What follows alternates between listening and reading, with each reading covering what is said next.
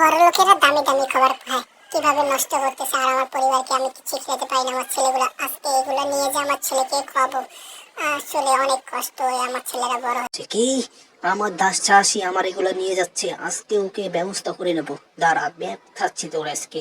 আমার বাসা খাবার। আর তাড়াতাড়ি একটু বাসায় যাই, বাসা বাচ্চারা অপেক্ষা আছে আমার জন্য। আই রে, বাসায় এসে কি সুন্দর, আই রে কত সুন্দর তোদের খাবার নিয়ে এসেছি।